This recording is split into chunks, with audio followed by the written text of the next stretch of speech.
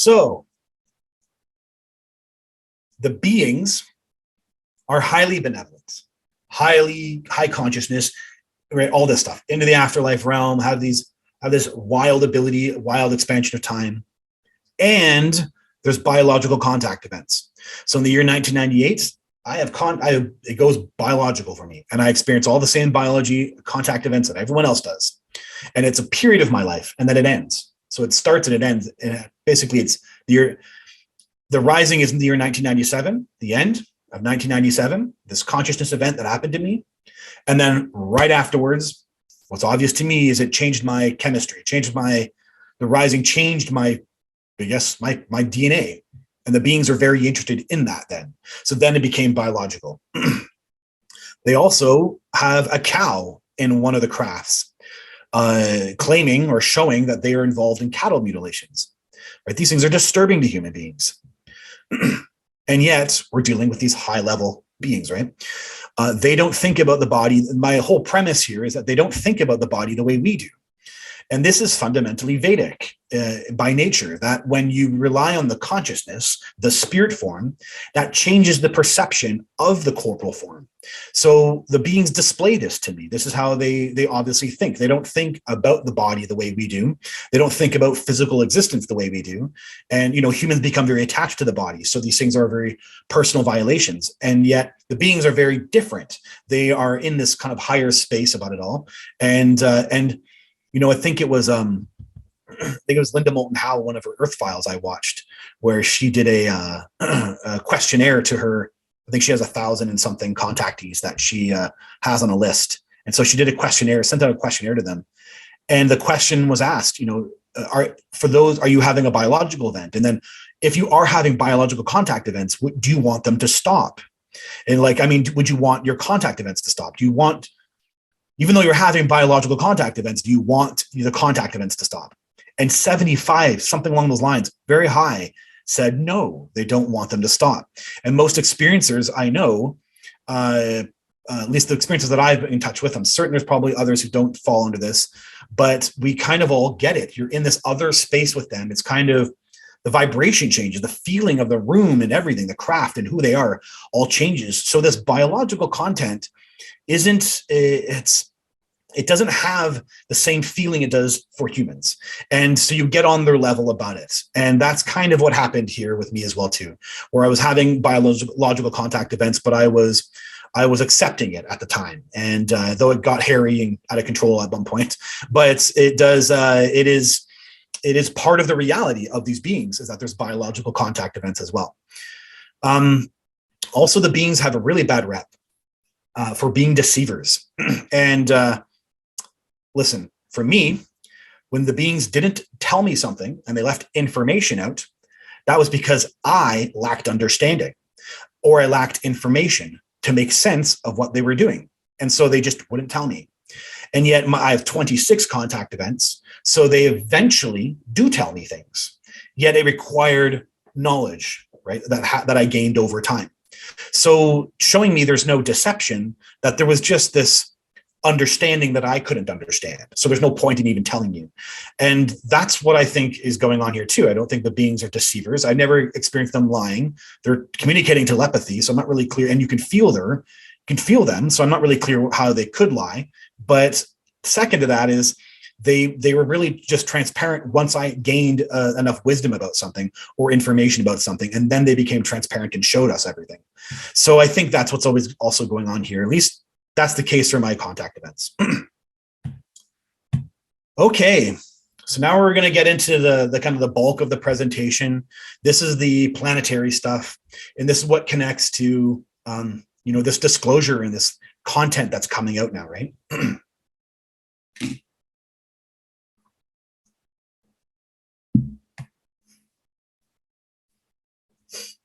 So my first contact event that happened in 1993 when I was 16 years old, I asked, can you tell me who you are?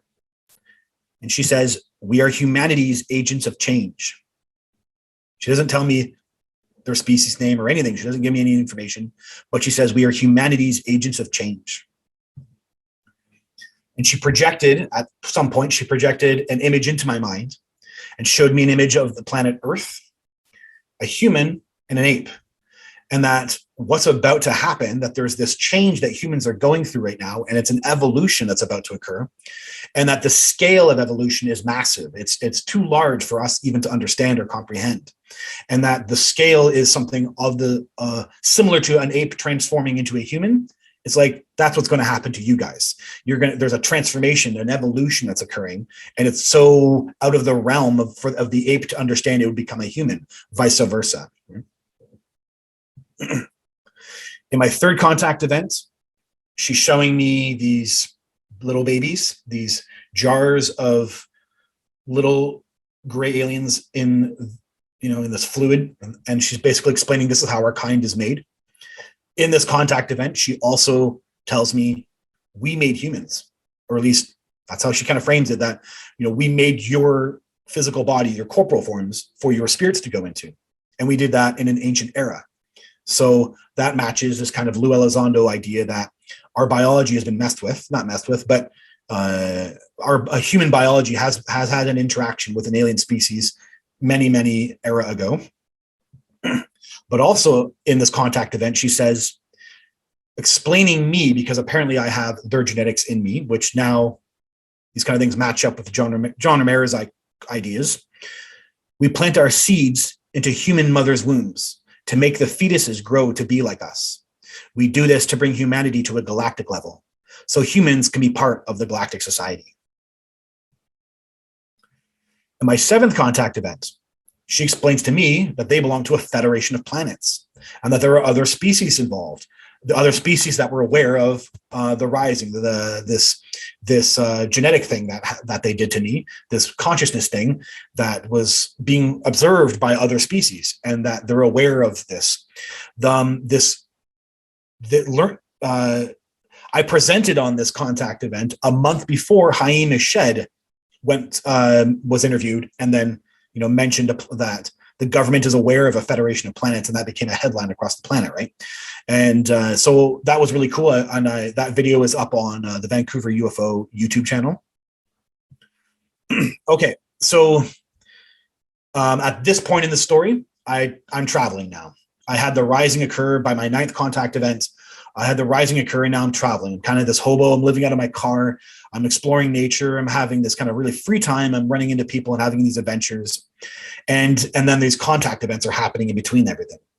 So I was at a lake over in Vancouver Island, just off of BC here. And I was going down a logging road, and I was turning around, and then they would remotely turn on the awareness of them. So they had some kind of control of my mind where they could turn on, there was this kind of to me thing going on, where there was the guy who had no idea he was having contact events. And then there's the guy aware he's having contact events and watches the other guy. And so it's the kind of full awareness, I guess you could say. And in the story, I call it the me that knows them. And so this craft comes, basically I become the me that knows them, and this craft comes down, and it's a biological event at first. But I'm in control. I haven't heard anybody else talk like this yet, but they gave me the control. So there was a machine. I wasn't lying down in a medical bed and feeling like a victim. There was a machine, and they were asking me to do this. So I was like, okay. And I reluctantly agreed, but I was in control. And then once it was done, I was like, there was an exchange going on. So then I wanted something. I was like, okay, if I'm going to give this to you, then I want to get stuff out of you. So then I'm kind of all like, a 20-year-old, I'm all relaxed with them. So I come around the corner, and she's in a cockpit, and it's a cockpit of a craft.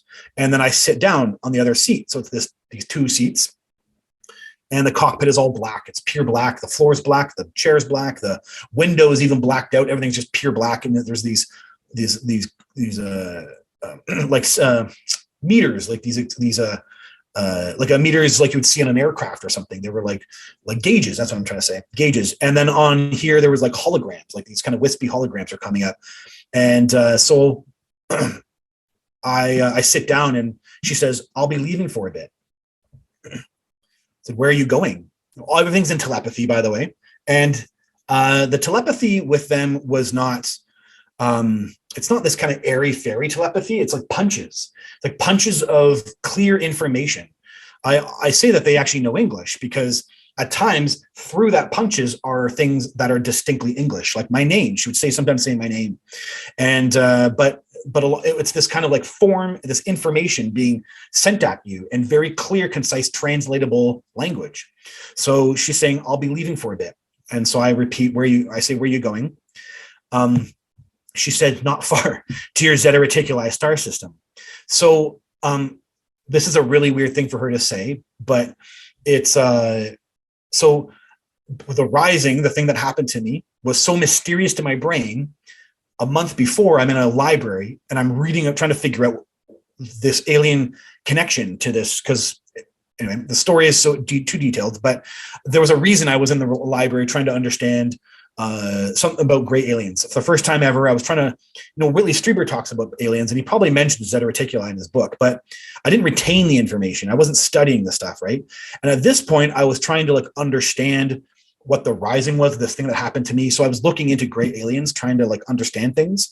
And I was in the library reading about Zeta Reticuli, thinking, okay, gray aliens. And I was like trying to understand this information now. Okay, right, Zeta Reticuli, gray aliens, 39 light years away. It's in the southern hemisphere. And I was absorbing that information. So for her to say this showed me at that point, the 20-year-old there, that she knew what I was reading. And so there's this kind of like she's saying, basically, we know what you're reading. So it was this kind of weird way of explaining that to me. So I said, what do you have to do there? There's some business going on. I'll be back, but you'll have the twins who will work with you. So she fires off a telepathic signature of these. Basically, it's an impression of two beings who work together. That's kind of really what it is. And so I would translate it as the twins. They'll get what they need from you, but you can ask them anything you want. So knowing the feeling, I have this kind of like feeling in me that I want to get more information from them now. I want to learn more about them now that we're doing this exchange, where this biological thing, I want to know more. So she's basically saying, you can ask these guys when you next time you interact with them, but you have to go now. I said, okay. And then I walked off the craft, and the craft had landed. It literally was landed in this dig out, basically on a dirt road in Vancouver Island. And so I have to leave, and then the craft goes, and I get back in the car, and then whatever they're doing with the mind, they kind of bury the memory. So the next contact event is really this contact event number 10 is really where they start opening up these plans, these ideas about the future and what they're thinking about and what they're really all about here. So this was in northern Saskatchewan, early July 1998, and I was 20 years old. So I was basically, again, this kind of adventure I was on. I was carefree and abandoned society. I had no connection anymore. I had no bank accounts. I had no nothing. I had no responsibilities. I was not on the grid at all. And so I decided to go across Canada and have this big adventure. And I wanted to go up north and kind of be in the boonies. So I was in northern Saskatchewan, and I was just on this very isolated, long dirt logging road when I had a contact event in the middle of the day. And so I'm driving. And then all of a sudden I become the me that knows them while driving. So I know to kind of pull over, and I pull over and I get out, and then I'm kind of zoomed up into the craft. And I don't see, I see something in the sky that gives me the impression that there's a larger object that's shielded or cloaked or something. And then there's this kind of bleeding through of like panels and metal. And there's the impression that it's kind of like portions of it are cloaked, yet there's this portion that's going to zoom me up and it's visible. I get inside the craft, and so this is the space that I was in. Sorry, I'm going to drink some water here.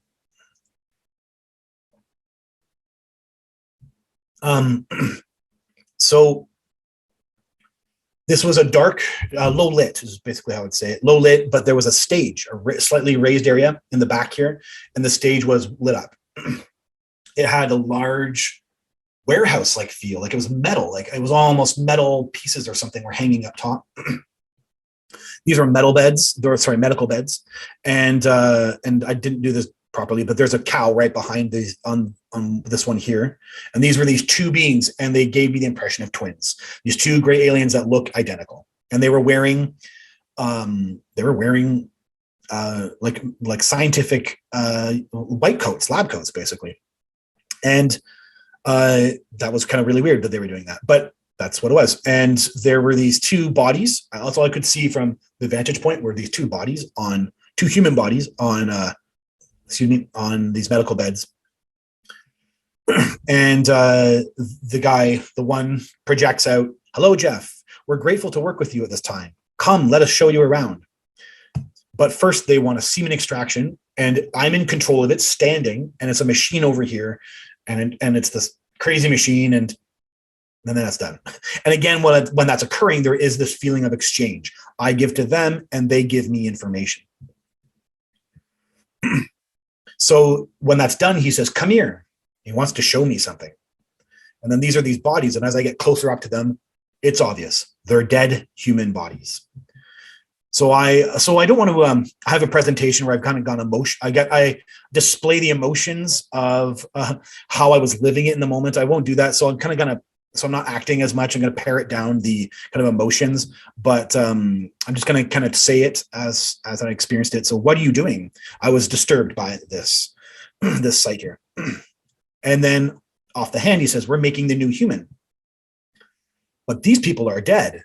So there's a confusion going on here. He's telling me about what we're doing here in this space, in this room today, but I'm thinking he's talking about the dead humans I'm looking at. But these people are dead. And he says, "We asked for their permission. They allowed us to use their bodies. And only now, presently, can I understand that." So when I was looking at these people, it's obvious to me that now, and that they were exhumed from graves. They actually had like funeral clothing, like they looked like they had dirt on them, like they were pulled out from graves, and but they were black and white clothing. Well, the woman's dress wasn't black and white, but the man had a black and white outfit, and they looked like they were dead bodies, like they had been the skin was like kind of dry or something.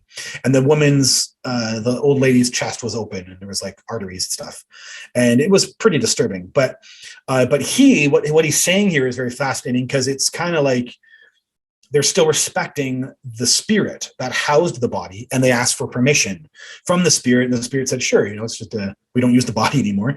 And the gray aliens took the bodies, and then they could do things with them or analyze, or who knows? They don't explain it to me. So he says, "Come." So he wants me to see something. So we all go down to this kind of larger hallway, and then it goes down these stairs, and everything's metal. Everything feels very warehouse metallic, and we're stepping down these steps, and it's this large warehouse feel, black, dark, and there's these like strange metal structures coming out from the sides, and we're walking towards a lit up area. As we walk up, there's a V cut in the middle of the floor, and then there's like another 15 feet down, and it's just stacks of these hybrids, basically, these tubes. And so 10th contact event, right? This is 1998. My first contact event, although I had childhood contact events, the kind of really first one is that 16-year-old in 1993. I see none of this. I don't even know this is involved. I have no knowledge about what they're doing. So this is disturbing to me that they're showing me this now, and I'm kind of all on edge about everything. And they showed me dead humans, and I'm really like kind of nervous now. And so he says, "See, we're creating the new human," and they're these hybrids. They're slumped in these tubes, and they got these big black eyes, and there's a light on top of every single one, so they're all kind of displayed in this weird way. It all looks very freak show like. And so I come up to the edge of one of the rail here, and I'm looking down on these things, and I say, "Why?" He says, "Because the human has fallen. The human has failed at the tasks we have given them." What tasks? To save the planet. Humans were required to save the planet, so we are stepping in. Weren't we given a chance? Now, by the way, without him explaining anything else, I think he's saying we're getting rid of humans and we're replacing with these new humans. So it is kind of very terrifying, right? The person who I am in that moment is very disturbed. Over the last several hundred years, you've had the chance, but you failed at every step. The nuclear weapon was the last opportunity, and they failed. So what happens now? What do we do now? We wait as we build the clones, the new humans. By the way, I'm going to make a point, telepathy-wise, that the word he was said, whatever he said for new human and clone, it was the same word. And I don't have, English language doesn't have that distinction, so it was, I kind of say clones, the new humans, but he actually said into telepathy, the same, clones and new humans were the same word, actually. And so that's me being very concerned, thinking that he means we're going to wipe out humans. So that's why I'm like, what happens to me? What happens to the people I know? And then he gives a feeling of, you'll be preserved, you'll be saved. There was a sense of him wanting to, keeping my well-being, keeping me happy. Like I won't be disturbed. There was the kind of this overarching feeling about it. And I didn't understand that at all. So then he takes me over to this console. There's this, the two gray aliens, and they take me over to the console, and it's this kind of like pillar standing up, this is the pillar here. And it produces this hologram. It's a planet hologram. So I have experienced these holograms before at this point, and then these kind of like consciousness holograms is what I call them. And it imparts information to you, like through consciousness. So you like absorb this information, and that's what this did. This was imparting information. So then looking at this planet hologram, I saw what looked like the surface of the Earth being devoured. I understood this was a simple representation that humans were taking all the resources from the planet and eating away at it. I could feel the strain in all the systems of the biosphere that support life, the land, the air, and the ocean. The devouring occurred until the entire surface of the planet was gone. Then it began to burn, and a raging fire ensued the entire planet. Literally, I'm seeing these kind of crunching marks coming off, these like brown patches, as if it was being eaten like an apple. Like just these kind of patches were starting to show up. And then the entire thing turned into this flame, I could feel the kind of weakness, like the planet was weak and having trouble. And there's this kind of the biosphere, the whole thing, right? The oceans, the air and everything is all the struggle of it all. And then the struggle like allowed a fire to start, and the whole thing just kind of went up in flames, basically like a match, right? To like dry wood. Then I watched as the planet was recreated. So the fire occurred and soothed the entire planet. And then from the bottom up, it just kind of went da, da, da, da, da, da, and kind of did this like reforming. And it was obvious the gray mind would dominate. But there was a distinct feeling of the love of nature and preservation. And there was a feeling of celebration that nature would be saved. It would be a nature society with great alien advanced technology. There was this feeling from the celebration, like there would be fireworks in the sky and big display of like celebration that they did it. They saved the planet. Not just that, a love would reign. There was this new change to the entire planet. The identity of the planet would change to encompass the Gray's wisdom, love, and kindness, yet highly sophisticated intelligence. This intelligence was an ingenuity with nature, including its quantum and dimensional properties. I could read further into this that the population would understand our dimensional and spiritual nature while in love with and respecting Mother Earth. It would actually become a beautiful planet with proper planetary stewardship. It had this new vibe. The whole thing was awe-encompassing. It was so massive as the entire planet had just changed. And it was massive. On this globe, North America was facing me. So this was the proper angle. I got it right in Google Earth. And I saw right in the center a large, advanced, glistening city in places where cities never were. So there was this impression that everything had flipped. Humans really keep our cities on the coasts, majority of them. And so this was kind of a flip. All the coast was just nature. And that the city, there's a massive, massive condensed city in the center. One large city was placed in the middle of the continent, possibly just below the Canadian border, and another was placed in an area of Southern California. The rest was nature. I understood this information was simplified. I took from that hologram that the biological systems of the planet would be so strained that they will step in. The gray aliens are here because of how badly we humans have messed up our planet. It is about preservation of nature and Earth as a whole.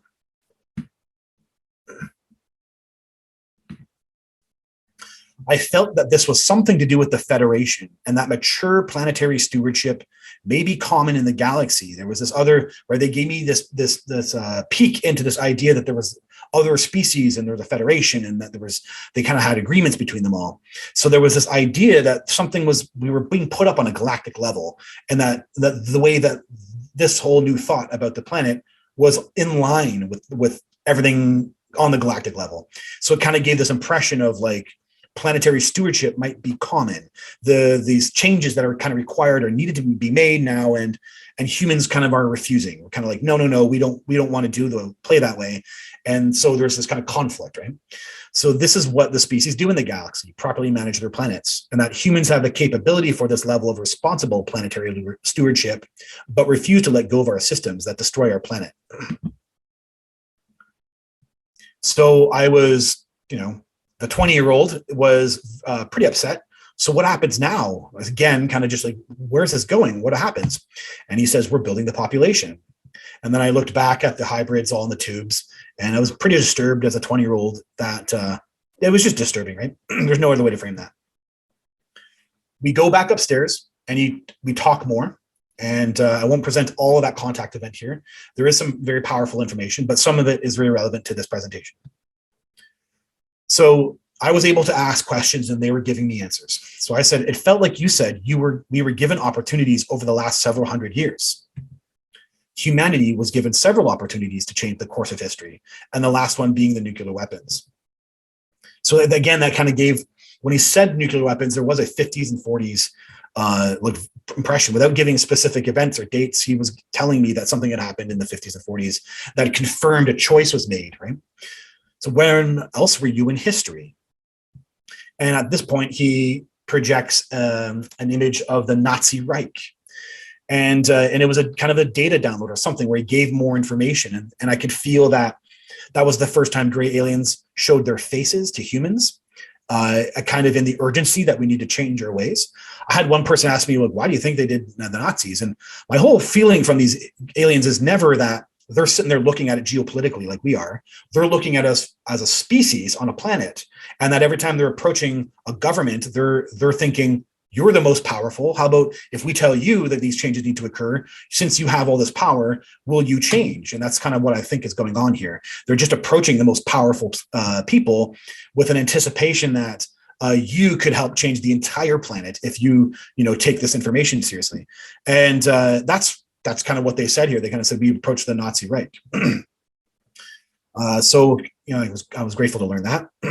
Then he wants to show me more. So he takes me up into this, up the corner here, there's another room. Oh no, sorry. There's a little bit more here. And this is important to know.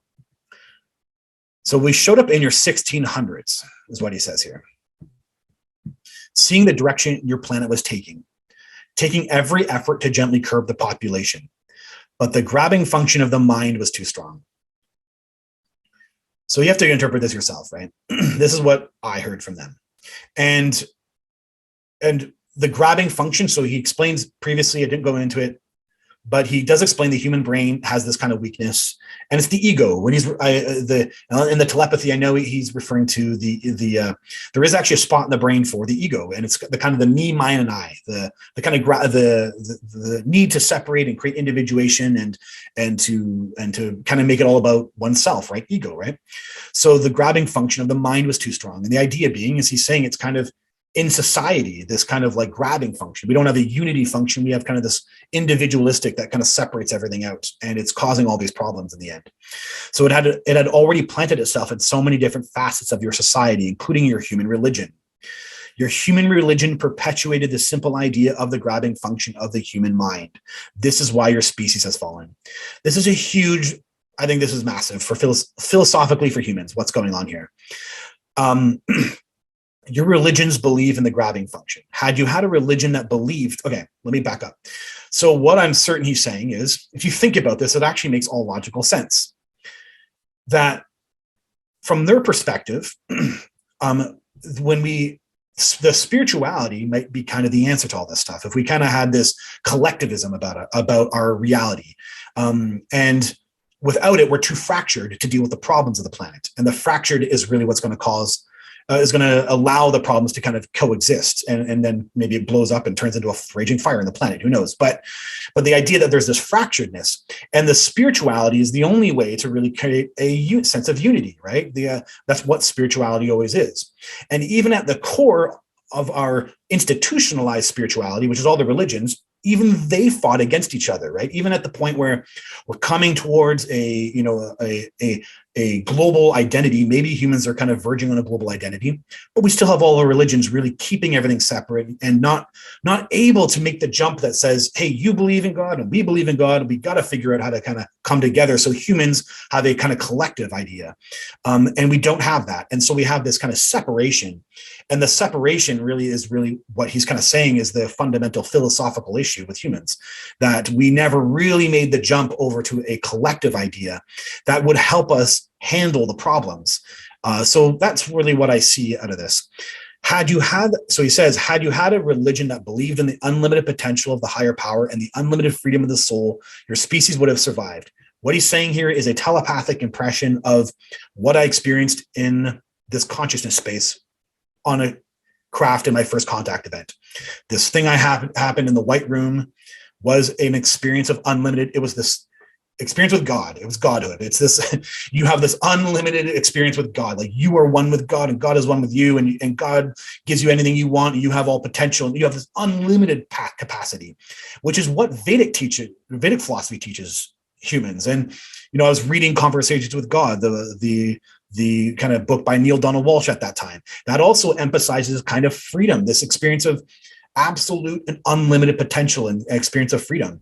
And so he's impressing upon me that experience I had in the white room when he says these words here.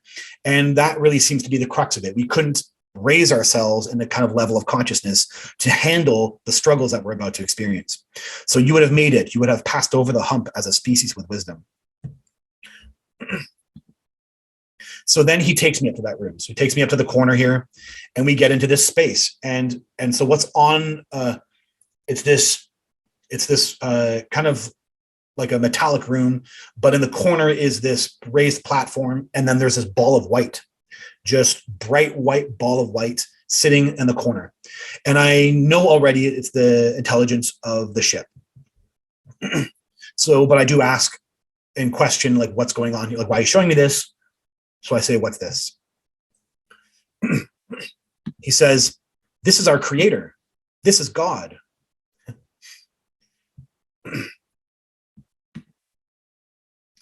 So everything we're doing is in line with the natural order. Everything we're doing fits into a mold, a plan, and a purpose. That is to evolve humans, to evolve our species, and to evolve Earth's global society. Everything is fit to evolve our species as well as humans. It all fits into a natural order. And in that way, it is actually a beautiful thing that is occurring right now. Humans haven't failed. They are simply evolving. And the next step of evolution is the great leap taken with the hands of God. And I 100% tell you that this being has a spirit, like he's this crazy, very brainy, genetic scientist. And then he had this kind of devotion about this moment where he's saying this about God, or saying this about this quantum AI computer thing, that when I connected to it, it's the same experience I had in the white room, which was this experience of Godhood. So I make a point in the book that I do think that their God is our God, that their technology is just simply helping the spirit connect to the living reality, the living consciousness that is all things. But it is that. It's like when you start going down the realm of quantum reality and a computer that can generate quantum experiences, then where's the bridge going to be, right? So and then as we're walking out and we're about to end the contact event, he says the results will be humans and hybrids working together. So I see a graph, and I see humans and I see hybrids, a human and a hybrid on a graph. And he says the results will be humans and hybrids working together, merging the species into one over time. So that's when it was kind of all, okay, there's no takeover, and everything is kind of having a purpose, and there is a problem with what's going on with the planets. And so there is this idea that they're putting a new species on the planet, and they expect things to kind of hopefully go merrily, that there's this desire for both societies to kind of come together and merge. then I'm beamed down and put back, and the memories erased and all that jazz. So that's my 10th contact event, the one we just dealt with right there. This, so there's a plethora of stuff that happens between the 10th contact event and my 21st. So my 21st contact event, I see gray human hybrid babies in a nursery. So apparently I'm in a program at this point. I didn't know this, but I'm in a program with other humans. And then these are the result of the program. And I'm looking at a nursery and I'm seeing, this is not my picture, but it's relatively looks like these kind of black-eyed babies with like their eyes were a little bit further apart and their heads, their craniums were a little bit larger. And yeah, that's what I see. And so 23rd contact event, which is basically a year later, I see the babies and they're a little bit more grown up. They're about a year old now. And that's when I learn I'm a part of this program that involves humans making this new species. And that's how they frame it all to us. You're making this new species. And and I'm, at the time I accept this. I guess I accept it now too, but I didn't, at the time it's kind of magical, right? You're part of this process, and it was this other consciousness kind of experience, and to see it, and I was holding one in my hand at one point and kind of had these proud feelings that I was like, wow, I'm building a new species, or I'm part of this program that's building this species. It's really wild. So my 24th contact event. So let's back up here. So that 23rd, 2001 is the end of this whole period of my life where the beings involved themselves pretty extensively throughout my young adult years. And then it just stops. So 2001 was the end of a huge period of contact. And then the kind of adult period starts, where I end up with a Vedic master, and I learned from him about Vedic philosophy, and it matches the experiences that I had traveling while not knowing the beings were influencing me. And so I had this kind of spiritual experiences while I was traveling, and then the Vedic master kind of like adds this, like connects, it flows in, everything flows perfectly towards this idea of Vedic philosophy. So now it's 2008, and that's the next contact event. So that's 7 years, a huge gap that occurs. And I haven't seen the beings in 7 years. And so there's a contact event. Because I have a guru, a Vedic master, I'm asking questions about what's going on here. Like, so are you a guru, I ask? And she says, yes, but not technically a guru. This is the elder. But you need them on your planet. And you'll need a lot of them when the time comes, because the change is about to happen. So there's this reference to something that I had never heard about again. Sorry, one sec.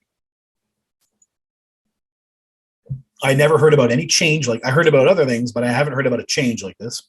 So she's emphasizing there's a change that's about to happen. So then she took me to a console. She touched a button and a hologram of the Earth appeared. Again, another planetary hologram. There were 3 circles. So I'm going to move this. There were 3 circles around it, implying the equator and possibly the 2 tropics. And there was a line through the poles showing the axis, and then a light halo around the entire hologram that seemed to imply the magnetic field. Though we know that pictures of the magnetic field are the U's, right? The kind of the oval circles coming out of the center of the planet. Like this would be a big circle like that. But this was this circle, this kind of perfect circle. I now know that's the Schumann resonance, which is a low band of electromagnetic frequency around the planet. I didn't know that at the time, and I didn't know what I was witnessing. I had to research it once the memories came out. So it appeared to be a consciousness hologram that was imparting information about the internal movement of the planet. And I could tell from the axis going through the Earth. So here on the hologram, that something on the inside would tilt over very fast. So, the internals of the planet were going to budge. Something was going to create a large impact of gravity and would warp something. And I gathered that this was a magnetic pole adjustment, but large enough to cause a change on the surface. So some kind of change would happen. And that the momentum of the internal change will create some kind of gravity warp briefly on the surface, causing destruction, causing problems, causing an issue. And so when does this occur? I ask her. She says, soon, we're holding it off. Why? To get humans ready, to get us ready. It's going to cause the destruction.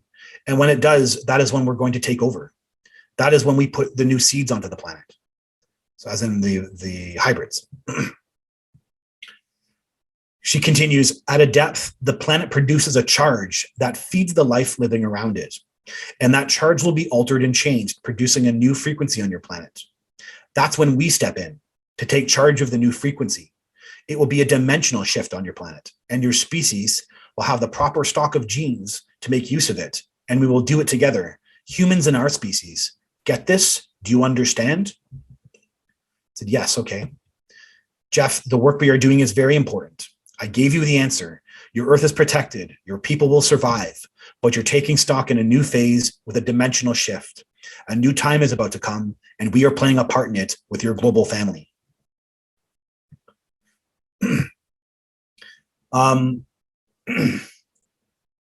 So the 24th contact event, that's 2008, 8 years.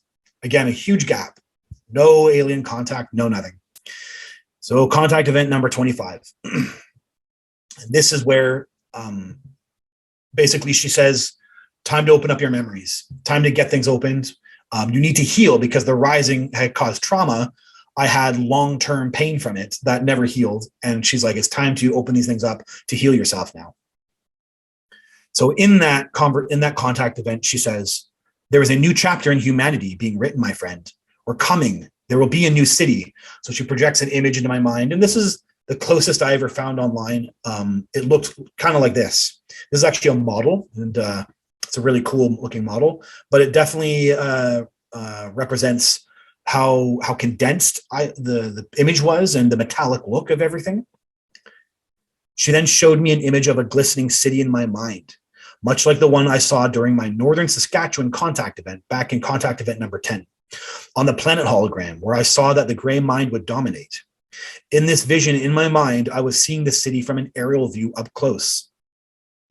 The towers were tall, thin, beautiful, and majestic. They seemed made of an otherworldly metal, like a metallic emerald that shimmered with a reflective silver brilliance. The layout of the city was condensed and futuristic. I saw gray human hybrids walking around in human clothing, t-shirts and pants. It all of a sudden clicked. These hybrids were the hybrid babies I'd seen in the playpen when I met back in my 23rd contact event. So these babies I saw were now grown-ups in this image anyway. I saw literally the physical babies, but now in this image that the elders providing me, they're growing up and they're the citizens of this future city. The image emphasized a feeling of their able bodies, their ability to fully walk, their dexterity, their human-like arms, their bald heads, and their black eyes. The strong feelings I felt in that playpen reemerged, holding that baby when I was holding that baby, feeling proud to be part of a program that created a new species. Here I was seeing them. I'm seeing them now, they're on Earth. And so she's really, the way they made this kind of emotional connection where like they really, they created this whole story, right? And the way they kind of facilitated this emotional connection. So I feel like I'm responsible. Like it was really weird how they did this. And so in this image, she's like, open up your memories, tell them we're coming. There's going to be a city and you need to do this because we need to get them here on Earth.